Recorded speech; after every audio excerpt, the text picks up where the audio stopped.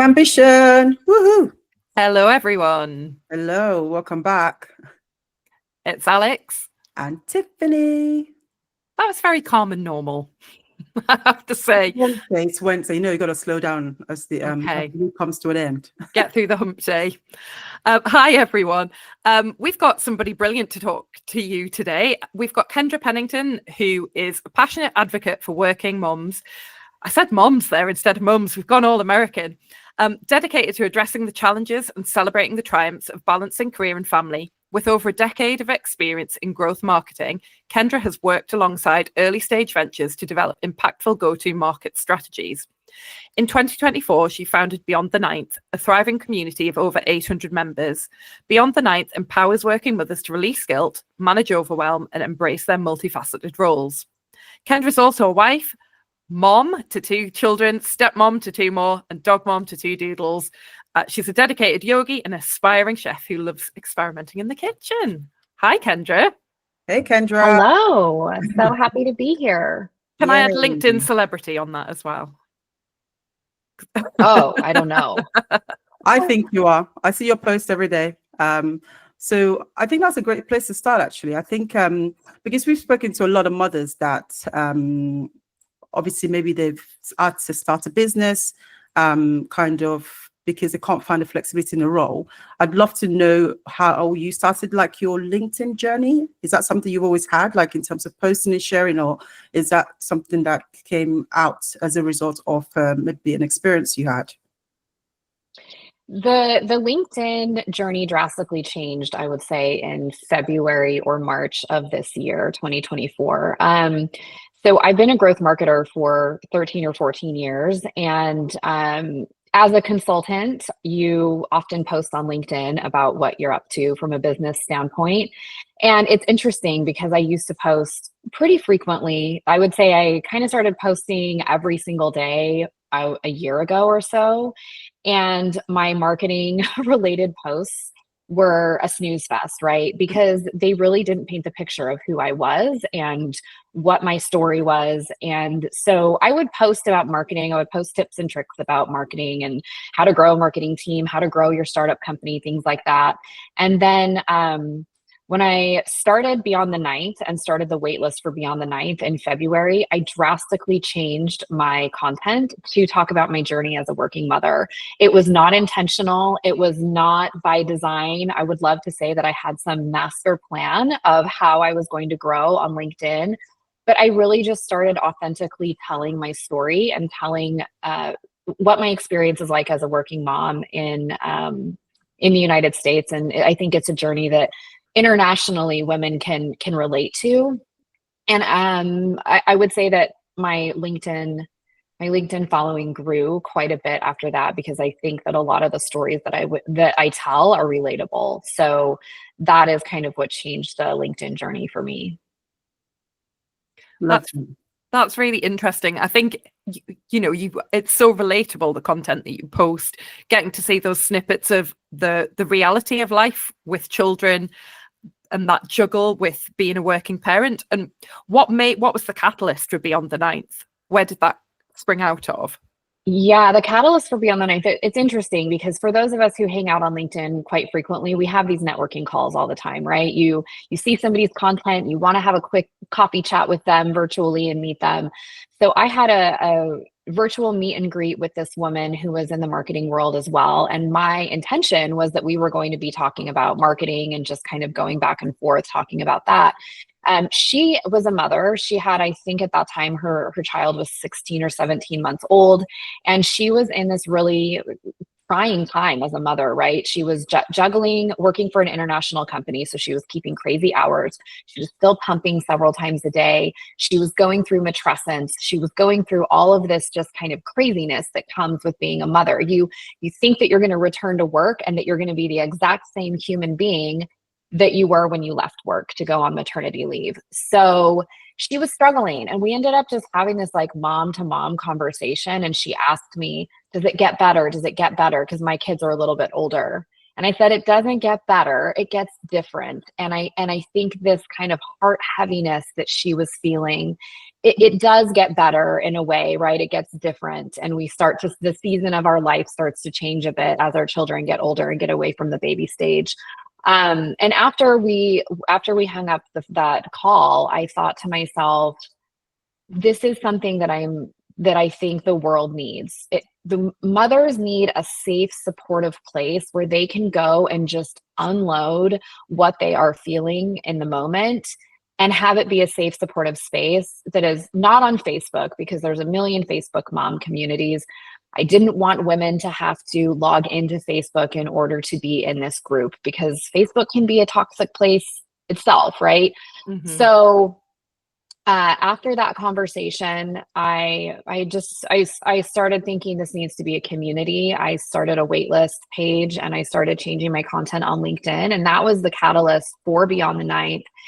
Interestingly, I didn't really consider that actually I had gone through several experiences years before that with my son, and more recently with my daughter, that would actually help me kind of be the voice for women that are going through a lot of the same experiences that I went through. And Beyond the Ninth was born out of that conversation. So okay. I think I liked what you said there about, because I think the world is now moved from this kind of very corporate professional persona, and it's moving into more human experiences. And I think that's what I'm seeing anyway, with LinkedIn and other mothers also talking about their experiences. So I'd love to know, I suppose, how more women who maybe want to go into entrepreneurship or build the brand, do you have an advice on how they can get comfortable with also sharing on LinkedIn or building that presence and building their brand? I think that it's kind of two different things, right? It's the really tactical, objective consistency. If you want to grow on LinkedIn, you have to be willing to show up on LinkedIn in a consistent manner every single day. And you have to be willing to get very little traction at the beginning, but keep showing up, even if you're not getting the traction that you want. So that's kind of like the business hands-on aspect of growing in that way. But I think that if you really want to let people know who you are, you have to be willing to let them take a peek into your world and do it in an authentic way. Sometimes my posts are very, very serious. Sometimes they're playful. Sometimes, so you kind of have to be willing to show up, and not only every single day from a tactical standpoint, but you also have to be willing to show up and share your story.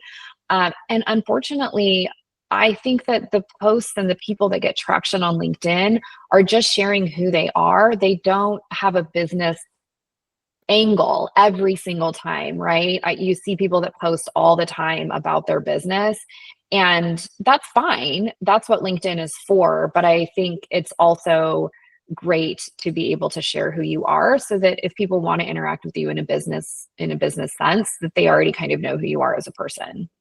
Yeah, rather than everything just being that sales all the time.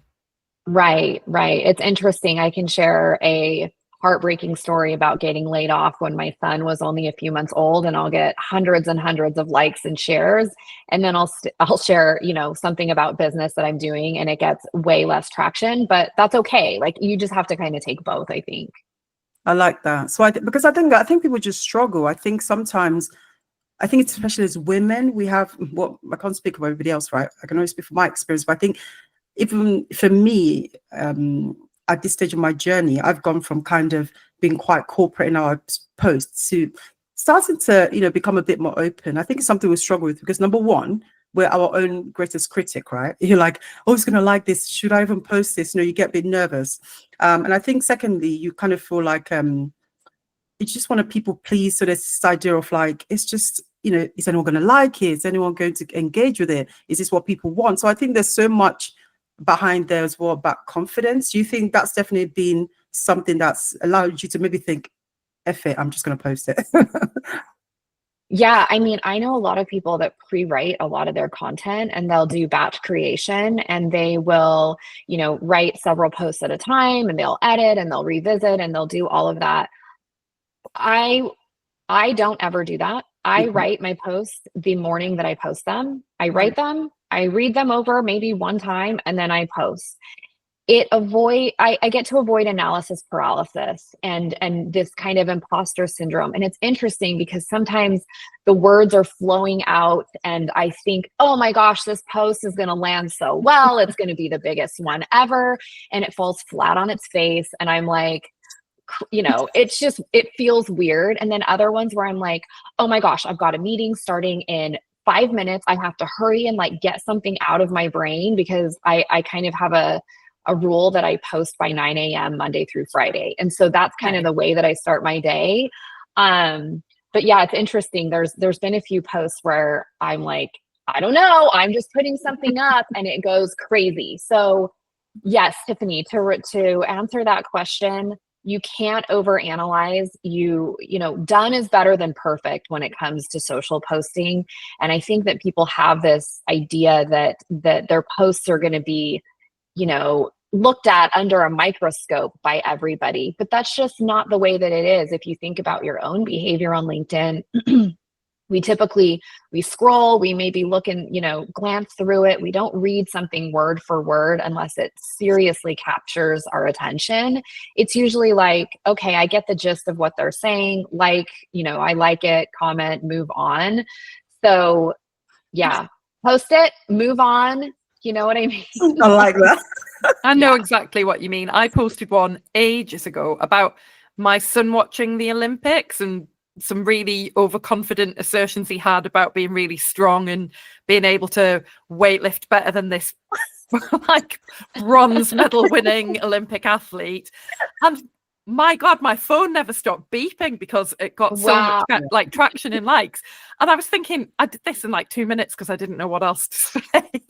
And like, yeah, sometimes it does just, pop off, and you had no anticipation it was going to do it. People can sense that authenticity, right? They sense that was a true, just like real raw moment coming from you and a real raw story that wasn't over architected. And I think people pick up on that and they love those kind of sneak peeks into what is Alex's life like and how strong is her little boy. Yeah, he was busy lifting some toys above his head. Oh my gosh, I love look it. at me, I could do it too. Great job.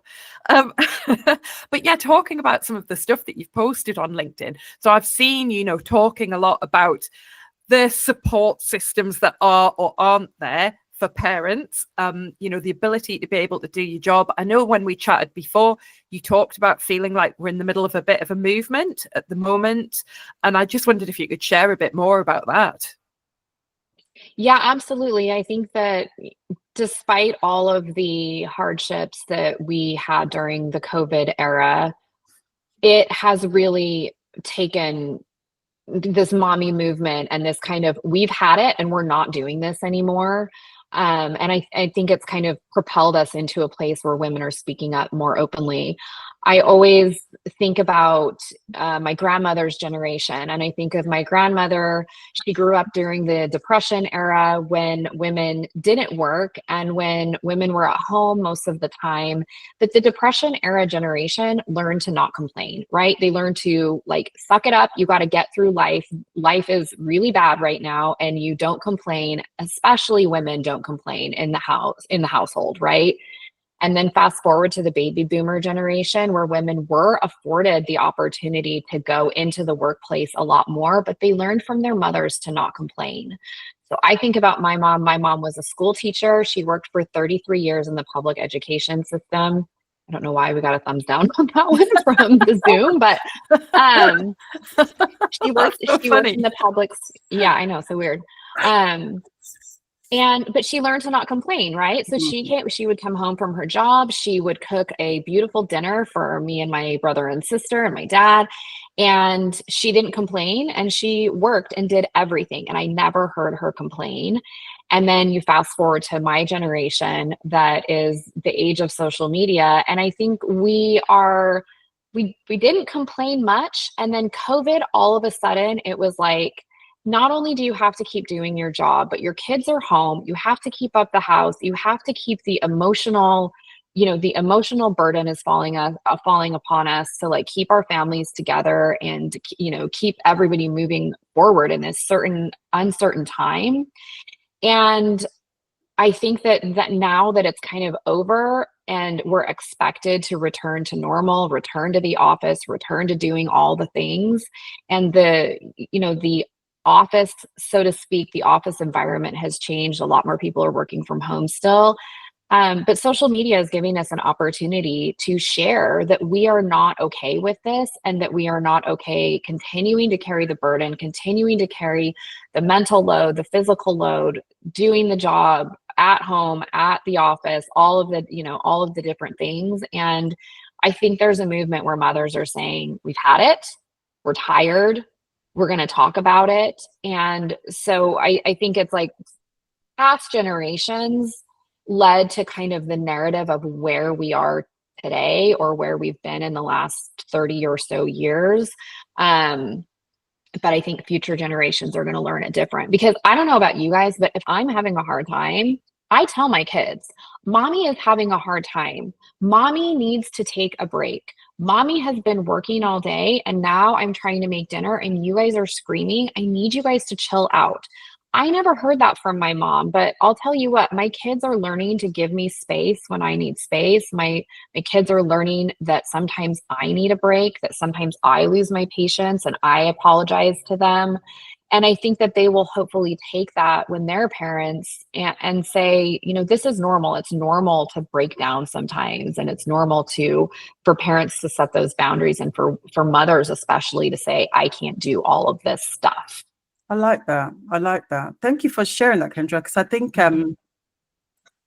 my version of that transition you mentioned about with your mom and the suck it up era was me moving from Nigeria to England, and we came to England with this message that being here is an opportunity. So we kind of come here with the approach and attitude of this mental kind of like grit, and I'm quite a resilient person, I don't complain, I get on with it. But I see what you mean about how motherhood in itself and trying to juggle it, sometimes you have to be careful how you're translating that kind of maybe trauma, and not trying to be too strong, or be strong in the right places, but also weak in some places, right? So I'd love to know what you think about how women can have that balance. How can we, because we do need some grit, right? You need some grit. Because I've always thought to myself, well, look, Tiffany, no one's coming to save you. Like, you just have to find a way, right? And obviously I'm lucky because I do have a support network. I have a lovely, amazing husband. I have a great mother-in-law and in-laws that help me. But I'd love to know what you think. I know it's a hard question, but like, where can women balance that strength, but also allowing themselves to be weak and feel their emotions and be vulnerable when it's needed? Yeah, I 100% agree with you that you can be both. You can have the grit, you can be ambitious, you can want to follow your dreams and, tackle the world, but you can also break down sometimes and ask for help sometimes. So when we think about, how do we balance it?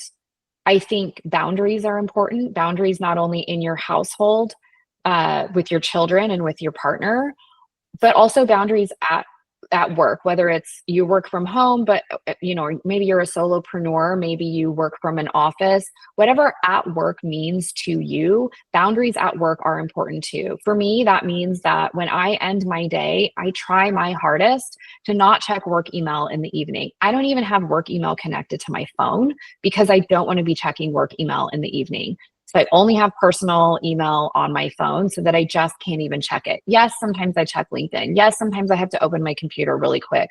But when mommy mode starts, after I pick up my kids from school and daycare, I try and set that boundary that I'm switching. Of course, your brain is always going, right? The mother brain never shuts down, and especially the mother entrepreneur brain never shuts down. You've got your business baby and you've got your human babies, and they are intersecting at all times.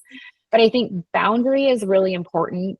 We also talk about self-care, and I think self-care is somewhat of a myth. I think that self-care is great if you've got an extra 24 hours in the day to go on your nature walk and go get your massage and go get all of those things. I think it's hard for busy moms to fit self-care in all the time. And then, you know, what's interesting about self-care? If you're not doing enough self-care, more guilt, right? It's like More competitive guilt. self-care. Yes, exactly. I'm not taking enough time for me. That's just one more thing to feel guilty about. My cup is empty and guilt, guilt, guilt, guilt. So I think it's with self-care, take it when you can get it. You know what I mean? I tried to get in the bathtub the other day, and my daughter was so sad that I had come upstairs to take a break and get in the bath. I could hear her screaming downstairs. I've texted my husband from the bathtub and I go, just send her up because this isn't relaxing upstairs. Just send her on up. Wow. So I had my daughter in the bathtub with me, and I didn't get my quote unquote self-care. But you know what? Like, sometimes you just gotta like take those moments. And also, this is a season, right? Like, I think we have to realize the seasons change. And I think for mothers who have young children, when you transition from baby to toddler and toddler to school age and school age to teenage and so on, each season changes. I think for mothers who have babies and toddlers, it's an incredibly physically demanding season of life. You are wrestling with them to get their clothes on. You're wrestling with them to get their teeth brushed. My daughter headbutted me so hard yesterday when I was getting her dressed. I literally had to get up and go in the other room because I thought I was going to pass out, and I didn't want to do it in front of my kids because my husband was already at work. That was like, so it's like, it's just realizing in those moments, this will pass, this season will pass. Things are chaotic right now. And so that was a very long answer, but I think balance is a myth, right? I think you've got to find balance in the moment to moment. I think it's so true about seasons, though. Both Tiffany and I are in young kid season, but I mean, I'm already seeing that I do get more sleep now than when Ted was a little baby. I mean, last night I slept in his bed, even though he wasn't in there, because I was so uncomfortable in our bed that I thought, you know what, I'm going in there. It's an empty bed, an empty room. But yeah, was he in bed with you in your bed? He was in our bed and I was in his room. Oh my gosh, yeah, that's tough. It's tough. But I didn't care. I was like, I've got a bed to myself. It's amazing. Right. Take it. But if he gets an inkling that I'm relaxing upstairs, that kid has never needed the toilet faster because we've only got a toilet upstairs. So he tells his dad he needs the toilet and then is trying to like sneak up to come and disturb me. But you're right, it's a season. And maybe I'll feel really sad that he's not disturbing me in 10 years. Right. Time. It doesn't help in the moment, right? When things are chaos and when you're tired and overwhelmed and you've had a long day and the last thing that you want to do is be the nurturer and be cooking dinner and doing the bedtime stories and like, oh my gosh, shortcutting bedtime. There is nothing that makes me feel guiltier. But that's, you know, you're right. It's a season and you kind of just have to be doing it all right now, unfortunately, as hard as it is. So yeah, I'd love to hear more about I think your transition from like the corporate world to entrepreneurship. Yes, that was probably, going on 3 years ago or so now. I was in the corporate world working as head of growth for a company, and it was a great role. It was a supportive place to be. There were a lot of moms in that role, or excuse me, a lot of moms in that company. But I had a very unsupportive manager, and despite her being a mother herself, she was constantly making me feel guilty about needing to tend to my young daughter's needs and my son's needs. And we were in the middle of COVID. Like, things were locked down all the time. Sometimes daycare was open, sometimes daycare was closed. And my daughter was an infant, and we were very lucky that their daycare stayed open actually quite a bit of the time so that I could continue to work. But there was one circumstance where my daughter was home again. The daycare was closed. There had been a COVID case at daycare. They closed for, 10 days or 2 weeks or whatever. And I was supposed to be meeting with my manager at a particular time. And I said, I can meet you at, whatever the time was, because my daughter will be napping then. And I wanted to be able to have an uninterrupted meeting with my manager. And her comment to me was, it's always something with you. And that slapped me in the face. no other comment that's been made to me. And I thought to myself, here I am, a new mom. Well, I wasn't a new mom, but she was my second. So, newly second parent, still working, still crushing it at my job in the middle of a pandemic. And I am being honest. I am being honest and transparent about the fact that I have a child home and that my schedule is slightly different on this particular day. And you're making me feel guilty about it. And in that moment, I thought to myself, I'm going to leave this job. I don't know when it's going to be, but I will leave this job. I will leave this unsupportive environment. I don't know what that's going to look like, but I'm going to leave this job. So fast forward a few months, and I decided to part ways with that company.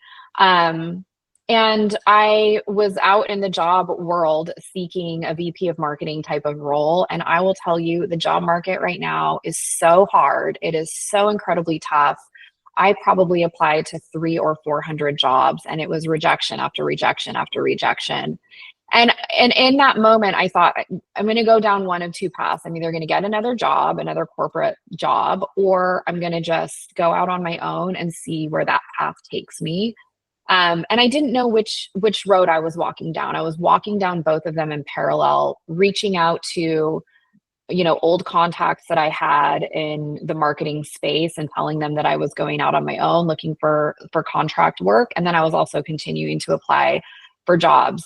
It's kind of like with LinkedIn. I would like to say that I had some master plan to go out on my own and create a company, but I was just sort of open to opportunity, and I was seeing what the universe would put in my path. It was either going to be a more traditional role, or it was going to be, getting enough contract work to kind of stay afloat. And I was really fortunate to find some contract work early on. And so since then, I've been acting as a consultant for startup growth phase companies. And I still do that. I run the Beyond the Ninth community, and I'm launching the Hera Guild community. But I also still am a consultant and help startup companies figure out how to take their products to market, or how to, go into that growth phase. And it's better for me.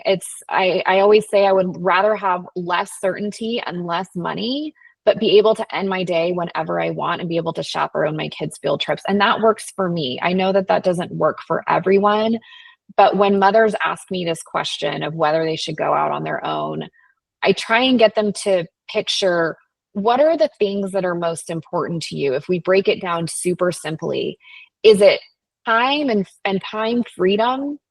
Is it money? Is it following a passion? Is it security? Like, what are the few things that are the most important to you? Because you can't have them all, right?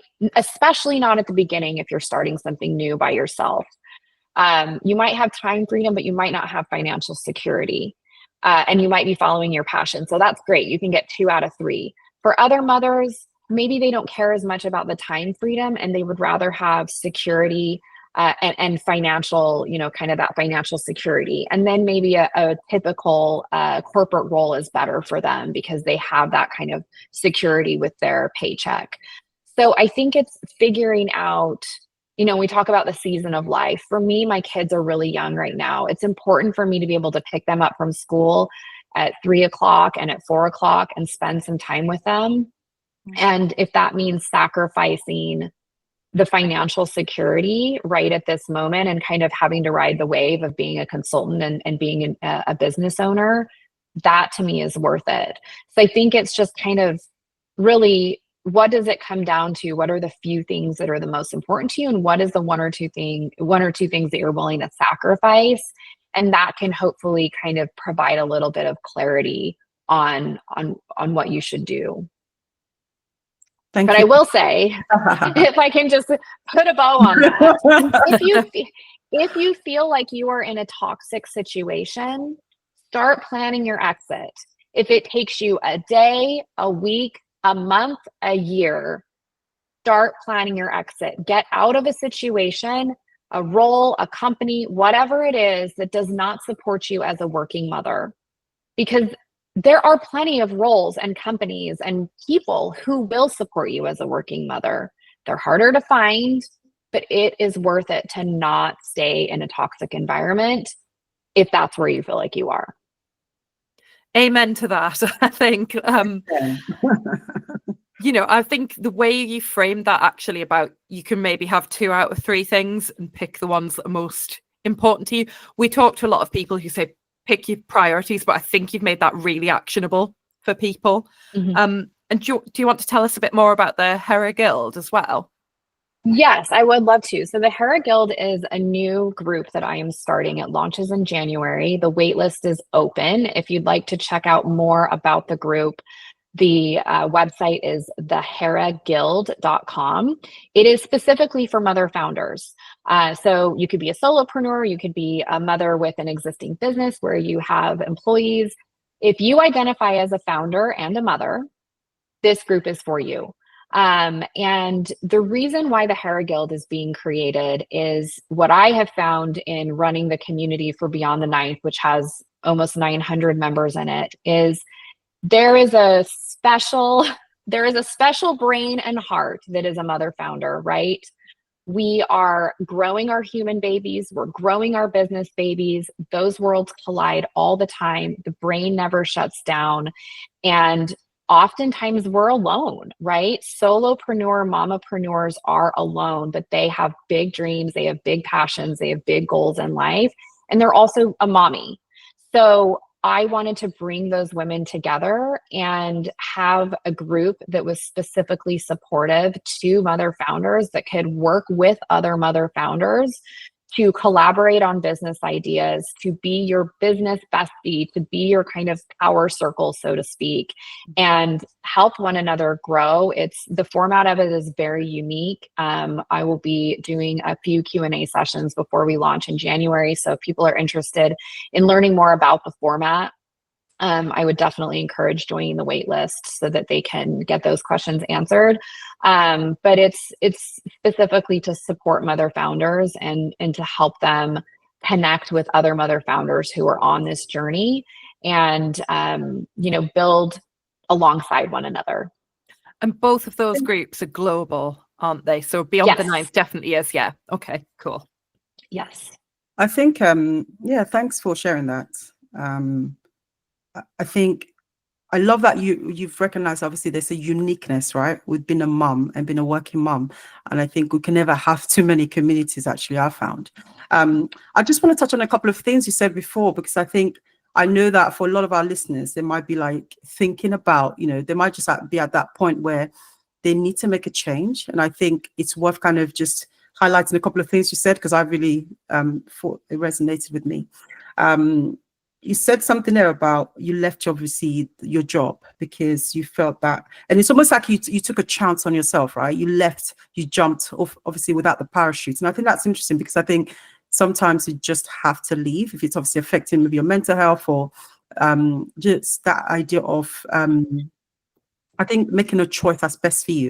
And I think that's something that maybe someone in our audience needs to hear. You said something about removing yourself from a toxic environment. And I think that's very powerful, again, because as mothers, our energies are, affect our children and how we are in the world. That will show up in, as a mom, a lot of other experiences impacts that. So I like that you felt like even if you had to make less money or no money, it was kind of worth removing yourself from that. You said something else about knowing yourself and making a choice. And I think sometimes it's hard to know ourselves because we're so bombarded with like what everyone else is doing. And I'd actually love to hear your take on what you do to get more information on yourself, because it sounds to me like you know yourself, hence why you thought, I can make this option and that option. So I'd love to know how mothers can, from your experience, maybe find out more about themselves and what's important to them. I think a lot of it comes from conversation or from whatever. For me, I'm not a journaler, right? I think a lot of people journal and they that's the way they sort of self-discover. For me, it's conversations with my husband and it's conversations with other founders, which again is another reason why the Hera Guild is being created. But sometimes I struggle, right? I go, what am I doing? What am I I'm creating all of these things. I'm creating all of this work for myself. Why don't I just like chill out and go back to corporate and just get a job where I can shut my computer at 5 p.m. but I can't shut my computer at 5 p.m. I would always be beholden to what somebody else wanted me to do and what somebody else wanted me to deliver and when. Okay. So I keep coming back to time freedom. For me, it is time freedom, time freedom, time freedom. It is the ability to shut my computer whenever I want. It is the ability to meet with you ladies at 9:30 a.m. on a Wednesday morning here in California, and to not have anybody telling me that I actually have to be in a different meeting for a company that I work for. And again, my recipe is not the recipe for everybody, but although you might not have the exact idea of what you want, what is the most important thing to you in your gut? What do you kind of keep coming back to? Again, it's those kind of like keywords, right? Is it time? Is it freedom? Is it financial security? Is it following a passion? Is it, I know a lot of people who don't necessarily feel passionate about their jobs, but they make a great living, and that's super, super important to them to have that financial security. And then they find their passions outside of work. So I think it's like, what is the one thing? I think some people call it the ikigai. I don't know if you guys have heard of that, but like the one, like, I don't know, again, I'm not super into self-improvement and self-development. I wish I was a little bit more. I try, but I'm not, I just don't sit and pore over those things as much. But I think it's, what is the one thing that you keep coming back to? And I also think that you have to recognize that that thing might change, right? So maybe time freedom is important to you in this stage of life, but maybe in a year or 2 years, that will change as your children get older and a little bit more self-sufficient. Maybe then the security will be more important, or the passion will be more important. And so I think it's being patient with yourself, having conversation, figuring out. I feel like if my husband has to listen one more time to all of my business ideas and all of the things that I want to do with my communities, he just kind of like nods his head and is I'm supportive, laughing because we bore our husbands talking about the podcast, don't we? Oh, God, But if you can even find a few people to talk to, right? Like there's a few women that I've met on LinkedIn that live in different parts of the country, but we kind of have check-ins with each other, every few weeks. How are you doing? What are you growing? What's going on? I think it's, finding that outlet and then listening to your own voice and going, what keeps coming up? What keeps coming up? And that's kind of your home base for figuring out how to move forward. Thanks for sharing that. Yeah. Because I think I've always thought that, because again, I think with motherhood, obviously, one thing I always say is now I've like, what did I do with the time prior to becoming a mom? But now I realize that that's not the question. It's just at that time, you didn't know you had time.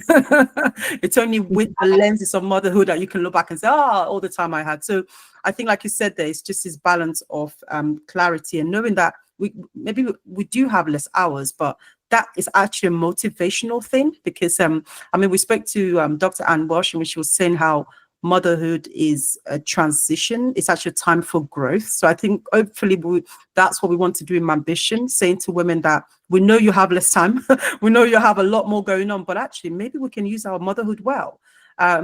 You're using yours to build a community, and I think that's the sort of inspiration we want to share with women on this platform.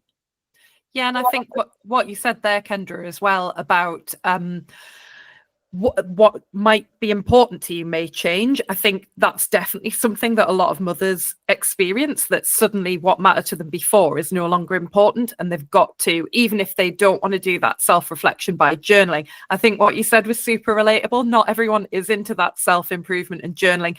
Both me and Tiffany are, but there must be lots of people out there who would do it similarly to you, and do it by having conversations with people they trust, people they know, people who know them well, and can help them work out what it is that's important to them.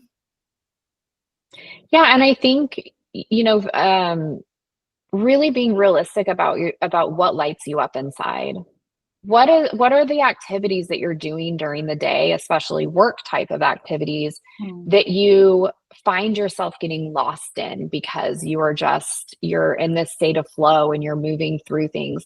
For me, it's creating new businesses, right? It's figuring out the branding, figuring out the who, the what, the where, what is the website, how are we launching this operationally? What is the business format? That lights me up inside. I do that over and over and over again. And that is what lights me up inside versus, there's other things that I feel bogged down by. And so I think it's recognizing that too. And if you're kind of looking for, to start a side hustle or to start your own business, it's figuring out what is it that lights you up inside and that you're like, gosh, 2 hours just went by and I didn't even realize that I was working or so much time has passed. And that can kind of help you figure out, I think, not only what you're good at, but what will sustain you, what kind of sustains you and makes you feel satisfied from a work standpoint. I think I've also kind of seen it from the perspective of, if I can find this light in me, how would it change the conversations I have with my children about their life and their career? Because I think, yes. I look at what my dad did, and it's like, my dad had to work, and it kind of felt like it was a bit of a drudgery for my dad, sadly, just kind of like, just doing what he has to do to keep the family together. So, and I know obviously we all have bills to pay, right? But I'd love for my kids to follow their passion. I mean, my son loves trains.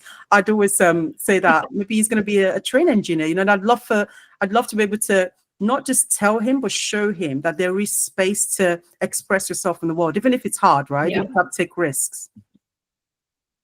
Yeah, absolutely. Just that kind of child-led passion, I think, is so important. If they're not into sports, don't make them play sports. If they don't want to play a musical instrument, don't let them play a musical instrument. If they love trains, let them love trains and see where it takes them, and I think that we need to take that advice that we try and lead our children with and apply it to our own lives, even though that it's not the traditional way that adults, you go to school, you get the job, you whatever. And so yeah, I think following our passions or what kind of like feels good is super important. Yeah, my parents made me do 8 years of piano lessons, and I was horrible at it for the whole 8 years. And I wish they had just put that money into like an investment account for me instead, Wow. But they didn't. And I think I could maybe play you Twinkle Twinkle Little Star, but yeah, so not totally wasted then. Thank you so much, Kendra. Yeah. Where can people find you? People can find me on LinkedIn, Kendra Pennington. On LinkedIn, I've got lots of different things going on LinkedIn, and I kind of always highlight what I'm working on from a business standpoint. Beyond the Ninth is the free working mothers community. It is Beyond the Ninth with the number 9, and that is to signify support that you need beyond the 9th month. If anybody is interested in checking out the community for women who are mothers and founders, theheraguild.com. And my DMs on LinkedIn are always open. I love having conversations with mothers and seeing what they're up to. And so I can always be found on LinkedIn. Amazing. Thank you so much, Kendra. Thanks, guys. Thank you. Thank you.